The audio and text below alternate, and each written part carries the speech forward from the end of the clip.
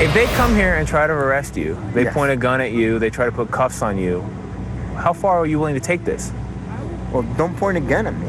You don't point a gun at somebody unless you're going to shoot them. That's the first thing you're taught as a kid. Don't point guns at people. And so I'm telling them right now, don't point guns at me. So you're prepared to die, better dead than in a cell? Absolutely. Dude, would you like to be in a cell? Nobody wants to live their life in a cell. 3 weeks ago, at the start of the standoff between armed protesters and law enforcement at a remote wildlife refuge in Oregon, rancher Lavoy Finsicum told MSNBC's Tony DeCopel that he was prepared to die rather than go to jail. Late yesterday afternoon, he was killed in a confrontation with law enforcement. 8 other protesters are now in custody, and now at least one of the remaining armed protesters, still barricaded in the wildlife refuge, is calling for armed violence against any law enforcement who stands in their way. Ever since the occupation began on January 2nd, many have viewed it as faintly ridiculous. Armed protesters taking over a deserted bird sanctuary. But our next guest has been warning that these protesters were backing themselves into a corner and that violence was growing increasingly likely. The situation came to a head in Harney County, Oregon, late yesterday afternoon when authorities set up a roadblock in anticipation of protest leaders traveling to a community meeting in another town. This purported witness photo shows the standoff on that highway, according to KOIN News in Portland.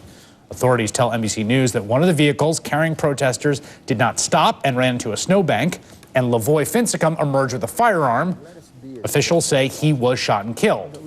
5 people, including Ryan Bundy, who reportedly suffered a minor gunshot wound, and his brother Ammon Bundy, were arrested at that scene. 2 others were later arrested at the refuge in Burns, Oregon, and an 8th person turned himself into police in Peoria, Arizona, according to authorities. All 8 have been charged with conspiracy to impede officers of the United States from discharging their official duties through the use of force, intimidation, or threats, a felony. An unknown number of protesters remain at that wildlife refuge.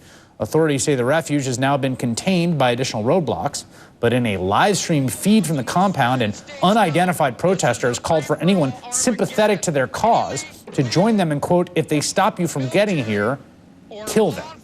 Tonight, local news is reporting that Ammon Bundy, through his attorney, is asking the remaining protesters to go home. Joining me now, John Sepulvedo, the weekend edition host at Oregon Public Broadcasting. He's been covering this standoff since the beginning and has covered the Bundys since 2014. John, why was it that as you covered this, you started warning people that this was headed in a bad and possibly violent direction? Well, I think a lot of people looked at what was happening and they looked at the militants bearing their souls. And in many ways, to a lot of Americans who don't have their views, these militants might seem as cartoonish. And that wasn't it at all. They were, in many ways, I believe, and still are. We should be very, very cognizant that there's still people there. They were letting people know about a deeper worldview. And we should say that this is not a worldview that is that extreme in the West. This is something that many others agree with, and that there have been some points made, and there's legislation in many state houses about it. But it was clear from the onset that these were not folks to be taken lightly, and they said it very clearly. When I spoke with Ryan Bundy, he said that the guns make us serious. Those guns, of course, have been looming over this entire thing. Law enforcement officials have taken a pretty laissez-faire approach. They've been hands-off. What do you think changed that brought this to a head last night? You know, we've been reporting, and I want to be the first to say that we have been reporting that the FBI took a laissez-faire kind of attitude, and that a lot of the common perception is that since Waco and Ruby Ridge, the federal government doesn't want to engage with people and have a bloody massacre as they did in Waco or as they did in Ruby Ridge.